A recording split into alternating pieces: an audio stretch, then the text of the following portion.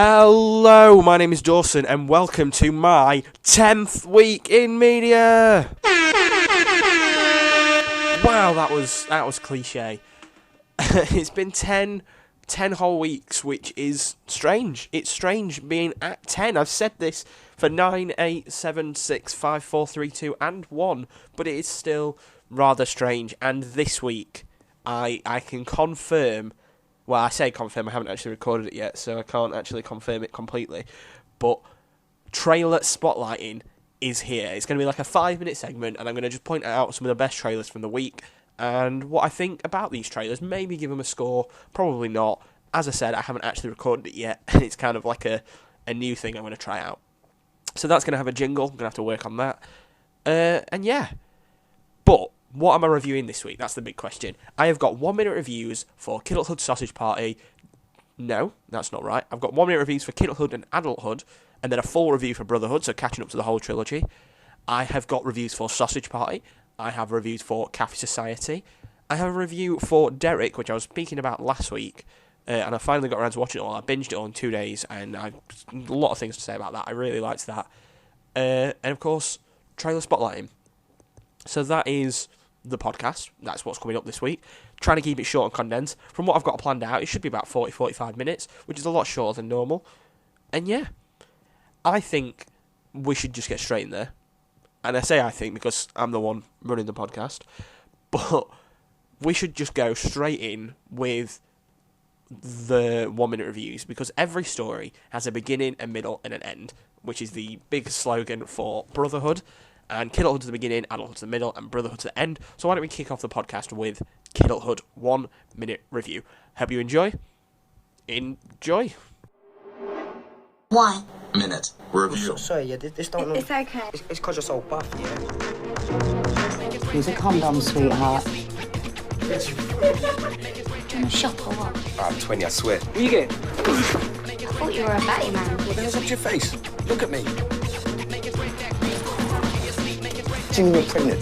Oh my Hey, what are you gonna do? What are you gonna do? Don't know, man. Who's gonna help you? You don't need any help. All I know the baby's his. You dizzy, bruh? You're gonna come up here like you're bad? Where, man? Come on, man, let's go. Run. I'm gonna bang them up, believe. Who wants a scat like you? Has he told you he don't want me? Monk will kill you! You three pussies are finished tonight! Kidulthood is the third in the trilogy of films written by Noel Clarke. It was originally pinned as a realistic take on British teens and gang culture, something we were yet to see on screen, and for that purpose it did its job really well. The film starts by Sam Peel, played by Noel Clarke, bullying a girl into suicide. The film then takes place in the following 48 hours in the perspective of a boy called Trife, played by Emil Amin. It shows how he and his friends live their life and intercross with various other characters, leading towards a deadly party. There's a pregnancy subplot, some drug subplots, prostitution subplots, robbery, suicide, murder. It's all really heavily dramatised stuff, but yet it all feels real. I think my main issue is that I see and I've loved Skins. This is obviously what Skins is based upon, and therefore it just feels like a poor extended episode of Skins. I think without me seeing Skins, I maybe have liked it more. The soundtrack's great and the stories are alright, but there is some downsides to it. It feels like, for a film that prides itself on realism, it's quite unrealistic in parts, especially the prostitution bits. Some boring subplots and some characters don't work that well. It's got a fantastic ending and it feels really impactful, but it still just feels like a poor episode of Skins. Even Nicholas Holt's in it. I'm going to give this 3.5 stars out of 5.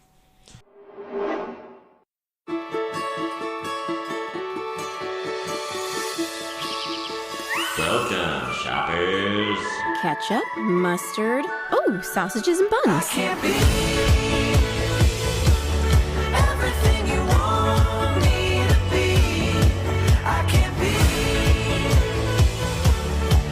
Set them straight, boys! Hey, look at this! We've got one! Yes! We're chosen!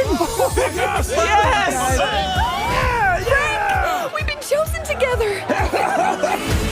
Hey, Brenda, you and me. I'm so happy the gods put our packages together. It's because we belong together. It's like we were made for each other. Get ready, boys! Feels amazing. Oh, yes! I'm the first to enter eternity! Oh, potato! Way to go, buddy! The pipes are coming! Oh, Jesus! Fuck! Oh, gummy skin! She's peeling me fucking Stop! skin! Fuck!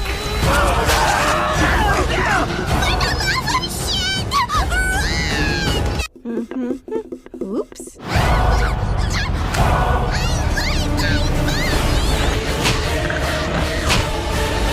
They're eating children! Fucking children! Sausage Party is a film that has been on my radar for quite some time now. It is a film that I heard about way into last year when This Is the End came out. I was looking at what they were doing next, and they saw this, and I was like, what the hell are they doing? Why are they making a film about a sausage that's come to life in a supermarket? And now it's finally come out, and critics have given it fantastic reviews. People not so much, but critics have absolutely loved it. And I was really intrigued, especially considering critic reviews a Seth Rogen film good. That's a rare occurrence. There's not many well-reviewed Seth Rogen films, especially not ones about animated sausages. And it follows food, not one particular food. I suppose it does follow Seth Rogen's sausage as he tries to think, but it follows multiple food types as they try and discover what life outside the supermarket's like. They have been told all their lives that the great beyond, which is the outside of the supermarket, is basically heaven.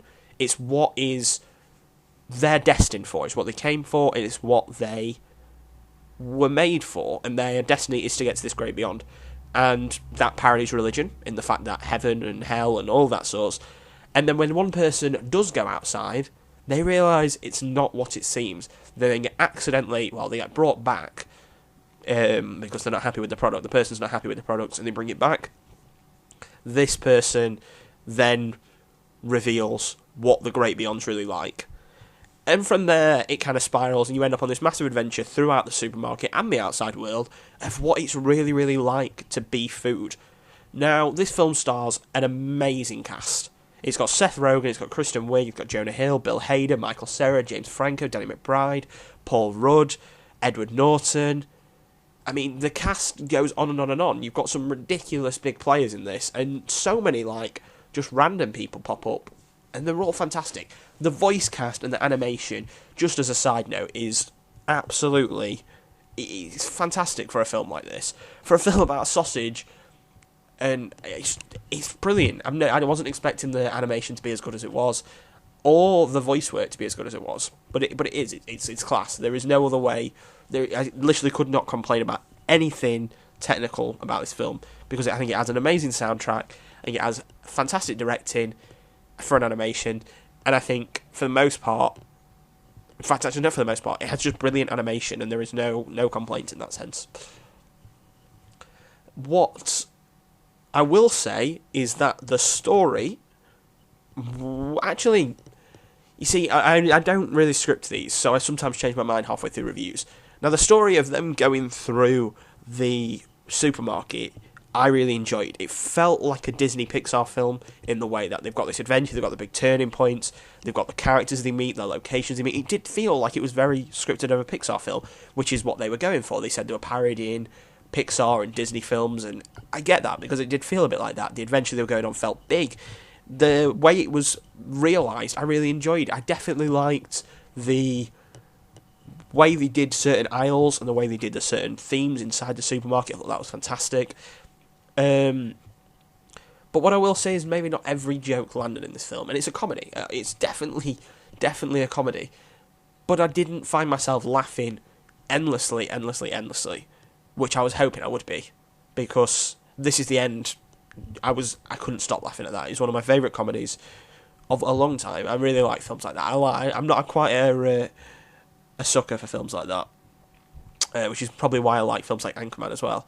That's my sort of strange comedy, and this kind of tapped into that, but didn't do it the best.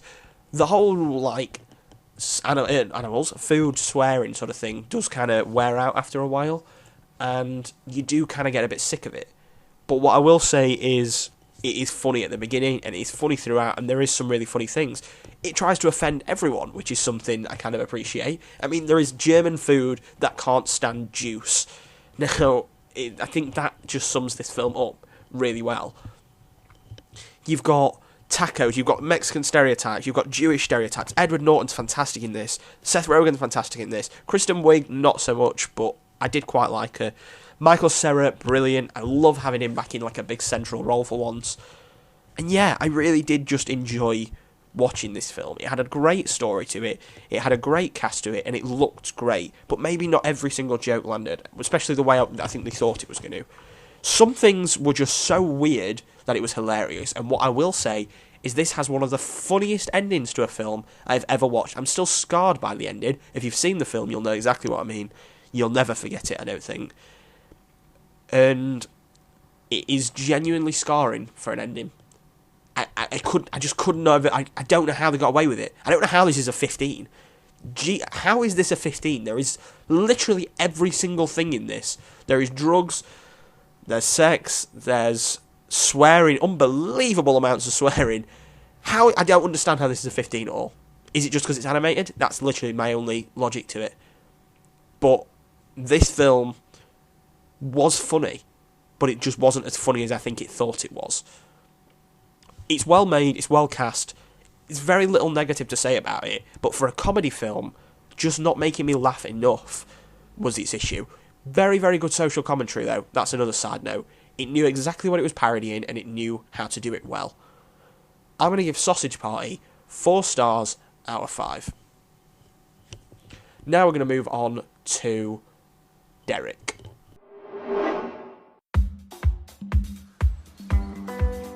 I'm Derek Noakes. I work here at Broadhill nursing home for the elderly. My best friend is Dougie. He's the caretaker here. No one ever warned me of this. I like wrestling. It's like strong cuddling, really. His affection's going to kill me one day. And Kev, he's my other friend. He doesn't work. He doesn't do anything. And best of all is Hannah. She's the manager here. Do you read? Yeah. What do you read? Twitter. I love working here. I'm the luckiest man in the world. When I first met Derek, he only ever asked one question: what can I do? And whatever it is, no matter how hard, he does it. It's great here, isn't it? Everyone gets on. We're like one big family. Lizzie, why are you standing there? Where? There. Where? There, where you're standing there. Am I? Derek. Derek is a show created by Ricky Gervais, written by Ricky Gervais, starring Ricky Gervais, and pretty much done everything by Ricky Gervais except producing, however he does executive produce. So he's pretty much done the full package. It's a show that came out in 2013 and I think finished in 2014. I'm not like 100% when it finished, but it finished a while ago. And you may be thinking, Dawson, why are you reviewing a programme that finished 2 years ago? Well, if you throw back to last week, I watched Life on the Road and I absolutely loved it. And I said in that I'd never watched Derek. I started it, never really finished it. And this time I thought, you know what? I'll try it again. I'll watch it. And from the very first episode, I instantly fell in love with this film. It's not a film. I instantly fell in love with this series. To the point where I'm genuinely considering whether it's Gervais's best work or not. Now, this is a show that has been very highly criticised for being really offensive. And I never really saw that. Because maybe, yeah, he's pretending to be a disabled person, but he's never really, like, trying to be horrible about it. I feel like it's just his character. I don't really get the whole offensive part about it. Can people not play disabled people? I don't know. Maybe someone needs to explain it to me, because I don't particularly understand why that's particularly offensive. Maybe one or two things, but offensive's not what I would call the show in any way, shape or form. Now, people say some things are a roller coaster of emotions, and I would agree in some senses that maybe some things are.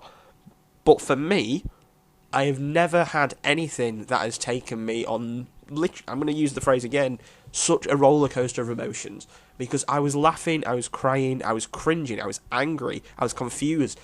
There couldn't be an emotion that I wasn't feeling during this 2 seasons that I watched in the space of 48 hours. I watched the entire first season in one sitting and the second season in about 2 or 3 sittings.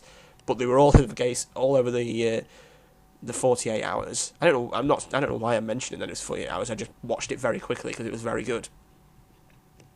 Now, if you don't know what Derek's about, it's about Derek. Derek is a care home assistant who works at Broadhill Care Home, And it's a mockumentary surrounding him and what life's like for him. There is no real story. Every episode kind of has its own story, but it follows him, the different people at the care home, Hannah, the manager, Carl Pilkington, who plays he's called Dougie, and he's like the janitor, basically. He fixes everything and does all that. And then Kev, who played by David Earl, and he is basically just a slob that seems to hang around there and is friends with Derek and Doug, but Doug doesn't really like anyone. Now, casting-wise, unbelievably fantastic. It feels like a real documentary. It does kind of feel that way. The consistent, like, one-on-one interviews are something that really works. The cast is brilliantly realised. It never feels like I'm watching a drama. You know, it never feels scripted. Everything feels real. And I think that's because Ricky Gervais tried to make a lot of it as real as possible. And there was a lot of different takes and a lot of different things. Maybe it's obvious what parts are scripted and what aren't. But I really, really liked how emotionally attached to these characters I became over the course of, like, 13 episodes, 14 episodes or something. Now, I think that the show is at its best when it is funny and then well realised with its darkness. This is not a show you're watching because it's a comedy. This is a very much a drama as well as a comedy, and it definitely knows that. The highlights of the episodes, I would say, are when you finally realise everything's not great in the world, and maybe things can be good for a while, but something always goes wrong.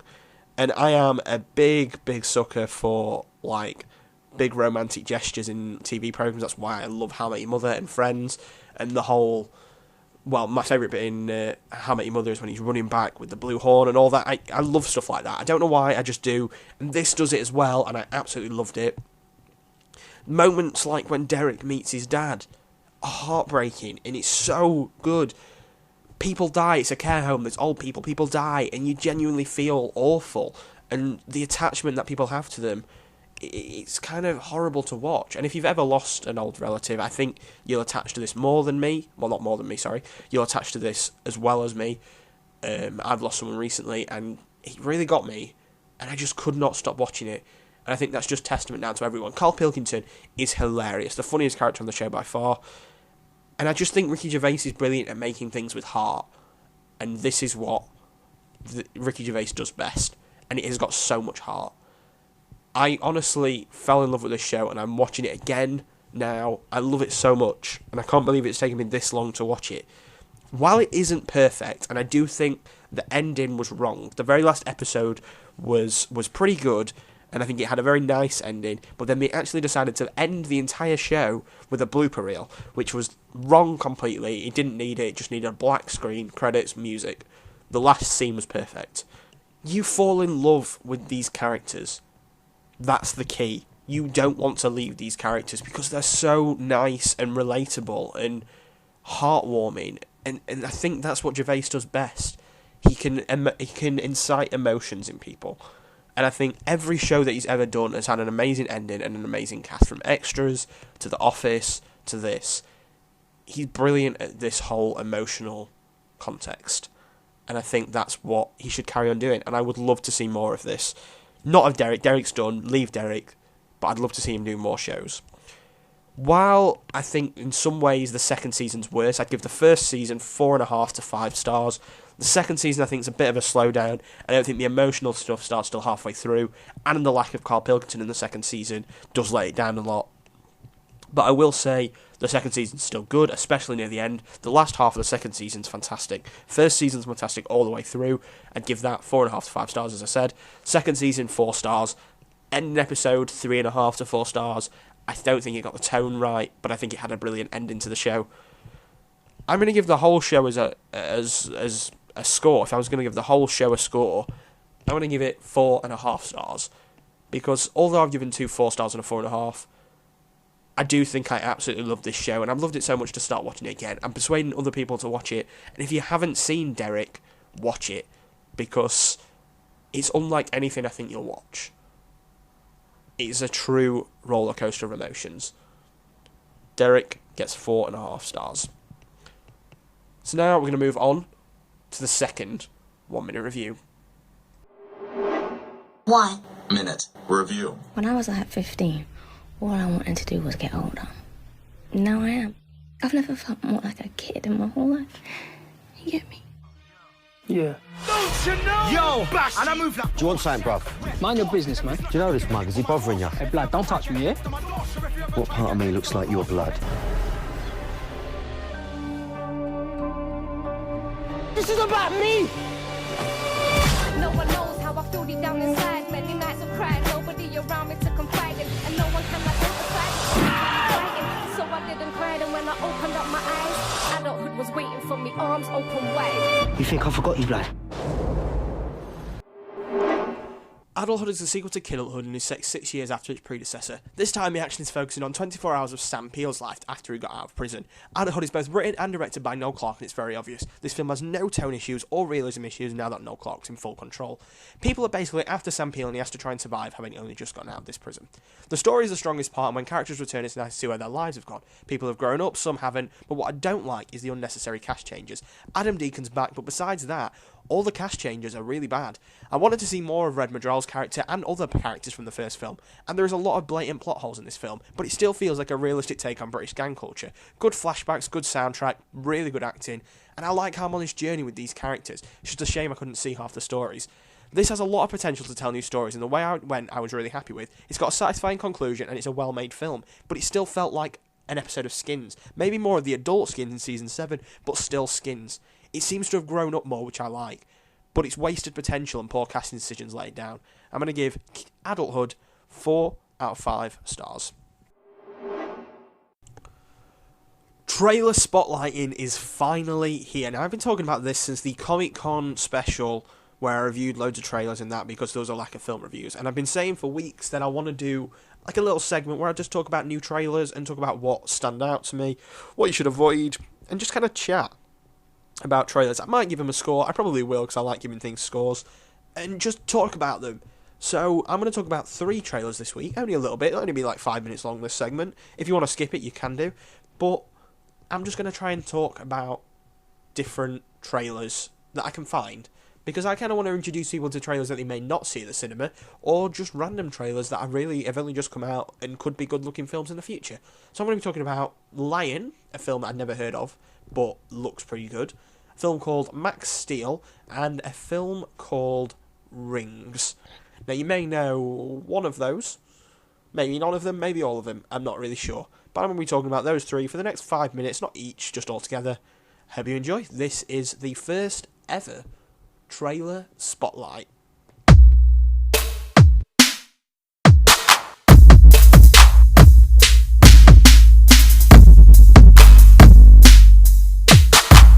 Trailer spotlight.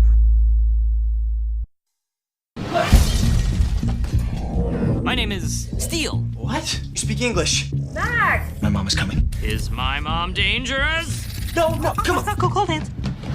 You gotta clean in here, bud. Did you do this to me? No, Max, your father gave you these powers. I'm just here to show you how to use them. Let's get started. Max, you can use your energy in many different ways. You can run faster. Be stronger. And I haven't even shown you the best part yet. What? This is awesome. You're welcome. So, you've just listened to a short clip of the trailer for Max Steel. Now, Max Steel is a superhero that's kind of based off, I think it's a Cartoon Network cartoon. It doesn't, well, the cartoon or whatever it was, wasn't very good. And this doesn't look very, very good. It wasn't funny, I didn't really laugh at it, and it seems to follow this child as they becomes a superhero. He finds this thing that makes him a superhero, and I think he's called Max McGrath or Max McGraw. I'm not really 100% sure. I'm winging this as much as I can. And he finds this like alien thing called Steel, and they end up joining together and form this superhero called Max Steel. That's the story. This trailer showed quite a lot and showed his life before and when he gets this superhero, and it did not seem very good. The CGI looks pretty good, but it just seemed really cliche. There is no big cast members. I couldn't tell you anyone that's in this film. I didn't recognise anyone, and it just followed a lot of cliches. It reminds me of one of the really, really bad Transformers movies, so that's pretty much any movie other than Transformers 1. But it didn't seem to stand out as anything special. The villain looks identical to him and just reminds me of kind of like a Flash, Reverse Flash sort of thing. But, I mean, nothing here looked spectacular. It wasn't a very good animated series, and it doesn't look like it's going to be a very good film. The CGI, the more I watch the trailer, the more the CGI actually does look quite impressive, but the film looks dull, boring, uninspired, and quite unfunny, really. They are my short thoughts on Max Steel. I wouldn't recommend watching the trailer. I wouldn't recommend watching the film. It's nothing special. I'm going to give the Max Steel trailer 2.5 stars. It just looked really, really average. So let's have a quick glance at the Rings trailer. Come on, we gotta get up. Get up. I keep thinking about this story. There's this video that kills you 7 days after you watch it. The second it's over, the phone rings, and this voice says,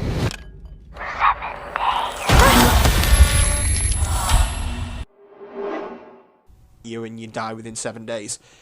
This kind of takes the idea of viral videos and kind of makes it into like a viral thing, and it goes a bit stupid towards the end, and to me it feels like something that shouldn't be made.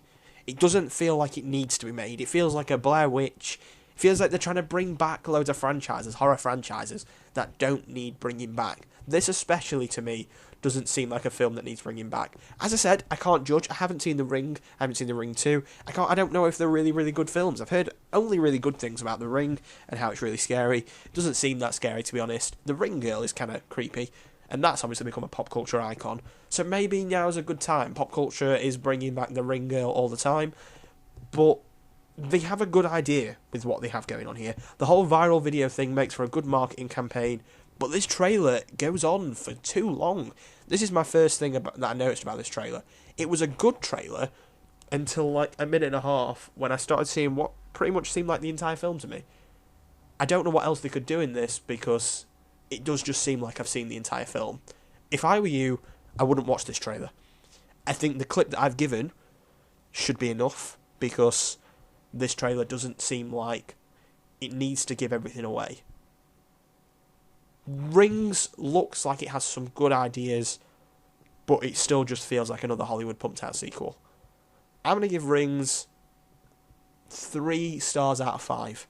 It has potential, but I need to see less rather than more, and I probably won't be watching any more Rings trailers if I can avoid it. Let's start with where you're from. Calcutta. Which part? I'm adopted, I'm not really Indian. I'm starting to remember. Saru, you're a beautiful boy. We're very proud of you, son. A life I'd forgotten. You okay? I had another family. A mother. A brother. I can still see their faces. What happened? इधर जा मत मैं कल का काम निपट के आ जाऊंगा Guddu Guddu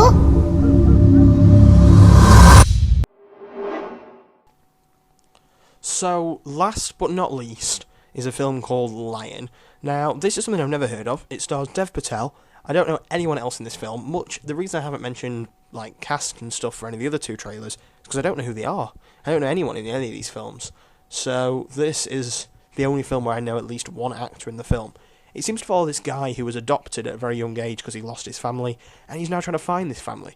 But the trailer was really well filmed and really well made, and that's why it stood out to me as a trailer that I'm going to talk about, because I think it's a trailer you should check out.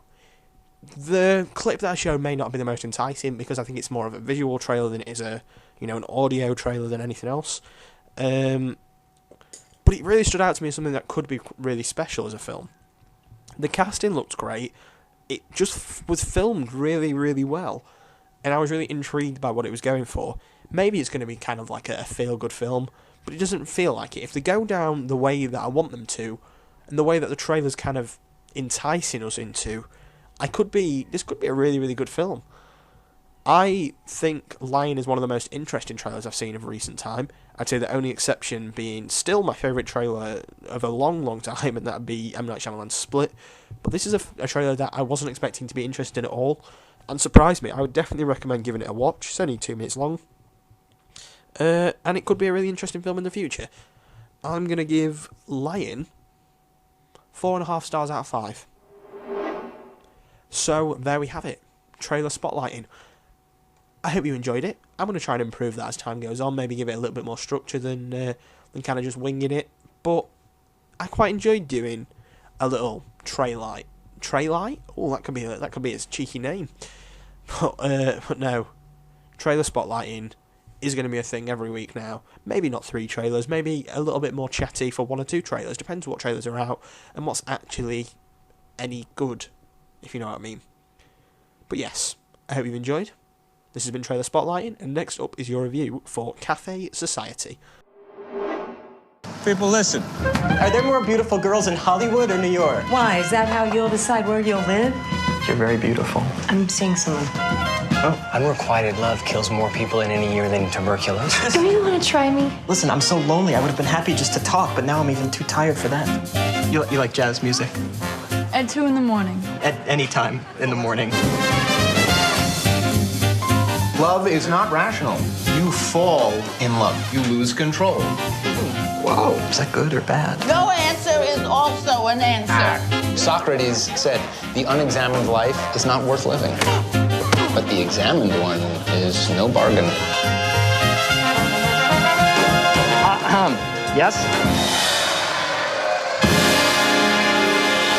Life is a comedy written by a sadistic comedy writer. Cafe Society is the latest Woody Allen film. Now, what I will say is this is my first ever Woody Allen film, and I actually really, really enjoyed it. I think it was a good start for me. People have said it's a return to form. It's probably one of his better works, especially of recent things. So, if anything, I went in well. And I really, really enjoyed it. It was strange, and it was funny, but it does have a lot of issues, is what I will say. It's not a perfect film, and for someone that's slated as one of the best directors of all time, and comedians, I will say it wasn't perfect. And its issues are very, very evident. They're not like slight issues. I think they are quite big issues with this.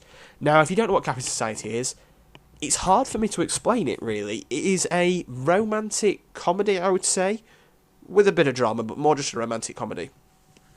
And it's about Jesse Eisenberg being a jeweller. He's not happy with his life, so he decides to move to LA. He's in New York, and he decides to move to LA. There, he ends up falling in love with a girl, played by Kristen Stewart, who he doesn't love him. She kind of loves him, but she is going out with his uncle secretly. His uncle's played by Steve Carell, and it kind of becomes this love triangle between Kristen Stewart, Jesse Eisenberg's uncle, and Jesse Eisenberg. Now, all 3 of those cast members, Steve Carell, Jesse Eisenberg, and Kristen Stewart, are all fantastic. Not a single fault. In fact, I haven't got a single fault with any of the cast. All the cast is fantastic. I really, really like Corey Stoll. He's done loads of things. He's done House of Cards. He was my favourite character in House of Cards. He was in Ant-Man. I really liked him in Ant-Man. And loads of things. And he's really good in it. Kristen Stewart. Blake Lively's in this as well. She's really good in it as well. That's another good film for Blake Lively. I've not seen many good Blake Lively films, but this year I've seen 2. And the cast. I've seen a lot of hers, and I'm not happy with that. But the cast is really, really good. The story goes in strange places, and I do like, as I said in my Derek review, I do like a good romantic storyline. I've always kind of liked that. And this does have a lot of that. And it has a lot of comedy. You've got to remember that this is a comedy film with Woody Allen, so it's going to be a comedy film. And I don't think every joke landed. Not with me, I don't think. The other thing I would say about this film is I was in a cinema full, and I mean full, which is surprising me. It was only on 3 times. It's the day of release, and it was full of old people. I don't understand why it wasn't shown more if it was going to be so busy. And I'm not sure. I don't want to stereotype here. I know Woody Allen's an old Jewish man, but I don't know whether I had to be an old Jewish man to get the jokes, because I was finding a lot of things funny in this film. There was some really funny jokes, especially between Jesse Eisenberg and Kristen Stewart. But then there was scenes like an old Jewish woman shouting at an old Jewish man, and that was the joke, and people were dying at it. And it's something that's been done a million times before, and it wasn't very funny, and I don't get why the entire audience was dying. Was I in an audience full of old Jewish people, and you had to be an old Jewish man to get it? Like, I'm not trying to be offensive here, but I just don't think some of the jokes were targeted at me, because I understood all the jokes, but I just don't understand why some of them were found so funny. They just seemed like they'd been done loads of times. Oh my god, a Jewish man has a long nose, ha ha ha ha. People were dying when someone made a joke about it, but it's been done a million times before, and I don't get why people found that funny. But that's just another side note. Maybe it just wasn't, that sort of comedy wasn't aimed at me. But I will say I did laugh quite a lot, and it's one of those kind of chuckle films, you know, they make an odd comment and you're like, ha, that was funny. You know, it wasn't a particularly like laugh belly, laugh out loud funny film. But it's well filmed, that's another thing. It is very, very well directed. That is what I will say. It has some issues with it, but directing is not one of them.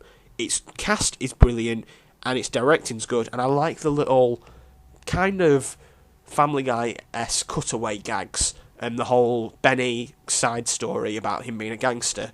And I liked that.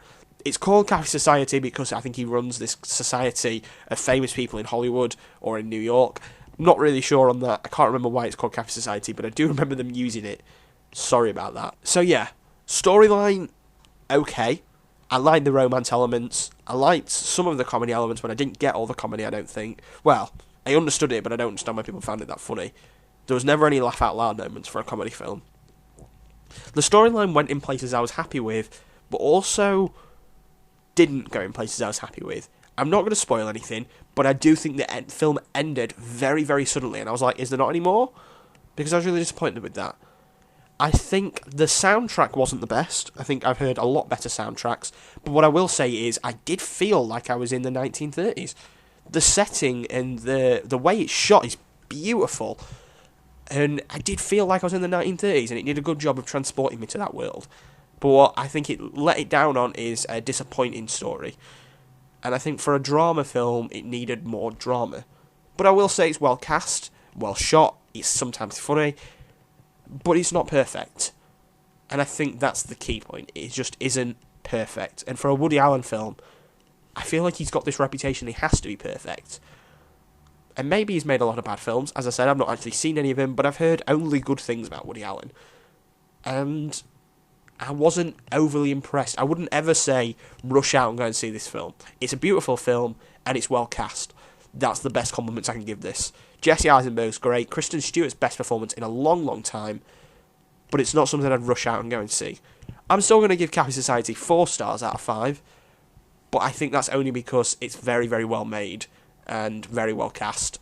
And has a relatively good story. Bad ending. Very, very bad ending. That's my main point of this. 4 stars out of 5. Times change. People change. But it doesn't matter if you're sorry. No matter how much you try to move on,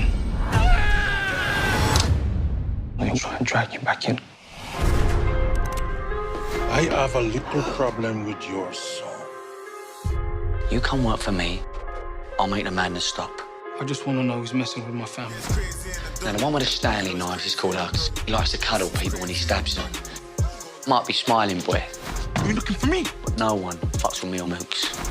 And you know what that makes me? A cunt. I need you to drive me somewhere. Don't do anything too crazy. You say you want to protect this family. Who's going to protect us from you? Brotherhood is the final film in the trilogy known as the Hood trilogy. It started with Kidulthood, Adulthood, which I've both reviewed, and now finishes with Brotherhood. They're both directed by, I say both, the first one stars and is written by Noel Clarke, second one's written, directed by Noel Clarke, and this one is done everything by Noel Clarke. It is set 10 years after Adulthood, so 16 years after Kidulthood, and Sam Peel is now grown up. He's happy with his life. He is content, but yet kind of depressed with what he's got going on. He's content, but he doesn't feel like he's doing the best to his ability. And when people start reaching out to his family and trying to get revenge for things that happened all the years ago, again, I'm trying to avoid the spoilers from Kidulthood, because the big storyline in Kidulthood is the big ending to Kidulthood, sorry, is kind of the catalyst to Adulthood and Brotherhood. So I'm still trying to avoid that. But eventually he gets tied into this gang, and it's kind of Noel Clarke against this gang and his past. Now, what I will say is, this film has an amazing soundtrack, and I'm not really that into grime, but it has an amazing soundtrack that works really well for its film.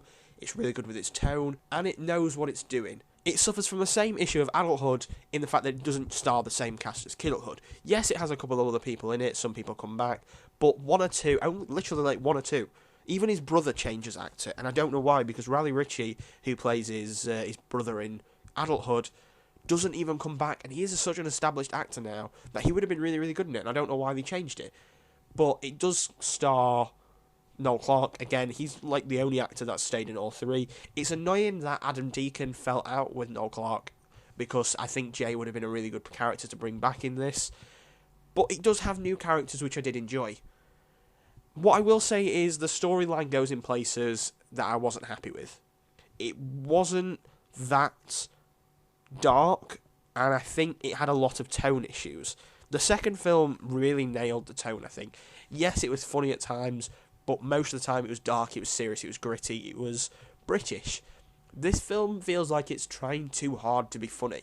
There was characters which literal only job was to be funny. Characters like Wino, I don't know how, if you know his name. I know his name. I don't know why I know his name. I've got these cards which have his name on. But there's a character that literally his only purpose in the film is to get beaten up. And it just wasn't that funny. Like, it was kind of funny the first time it happened. But by like the fourth time, I was like, yeah, that's great. His character's there just to get beaten up. He has no character to him. A lot of the characters tried to be funny, and they didn't need to be. The whole gang thing felt a bit unrealistic in a film that is, in a series that prides itself on being incredibly realistic, and it went very, very extreme in Hollywood, which is not something I'm overly keen on in a film that prides itself on being very British and very realistic. As I said, the gang thing, not a big fan on.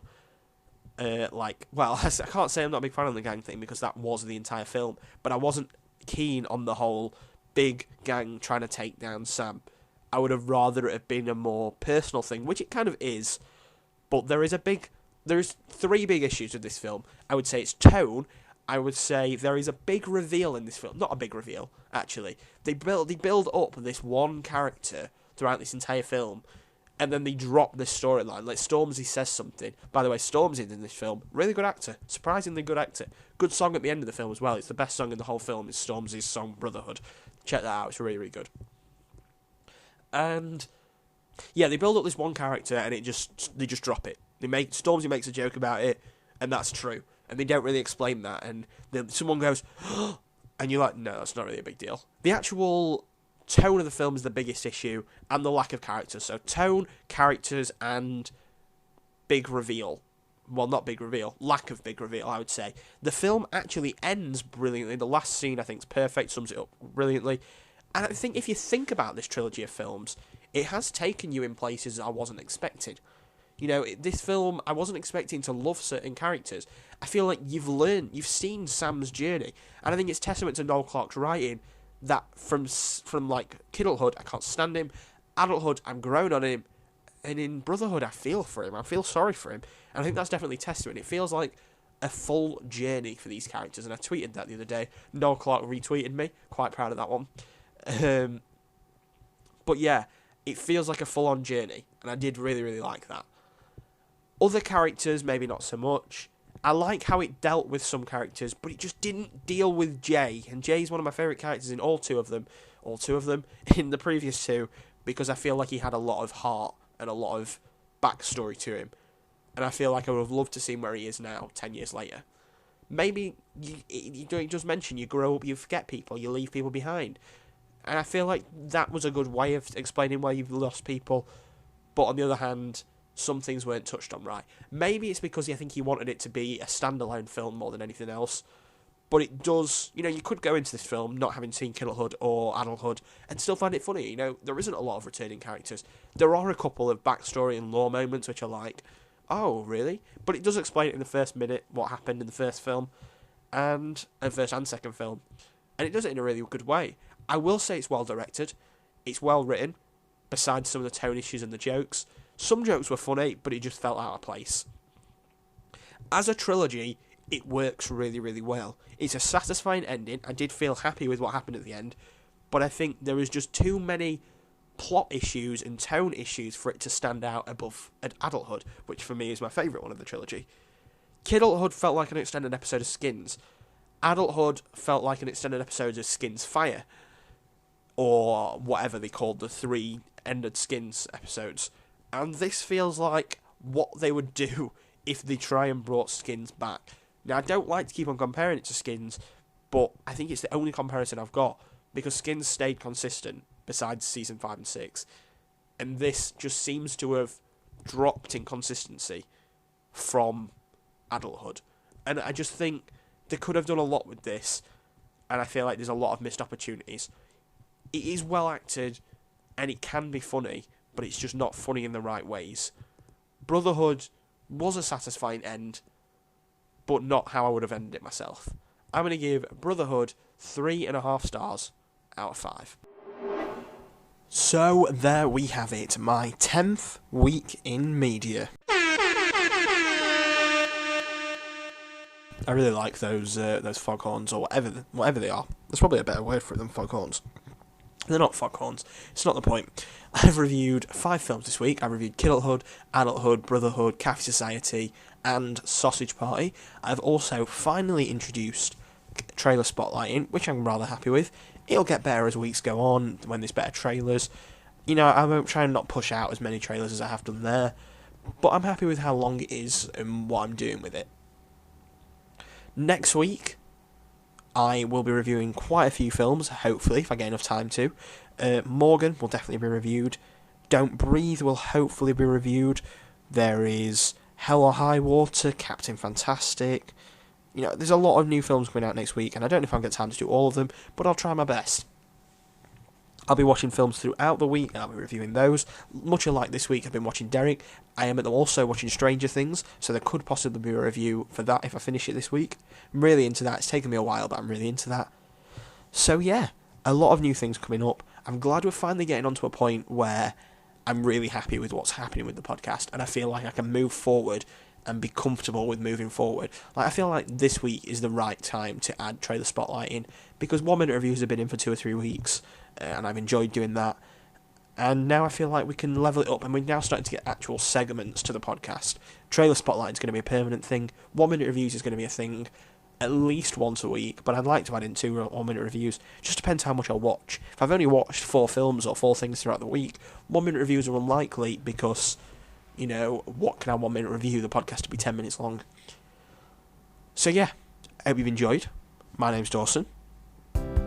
This has been my 10th week in media. Out.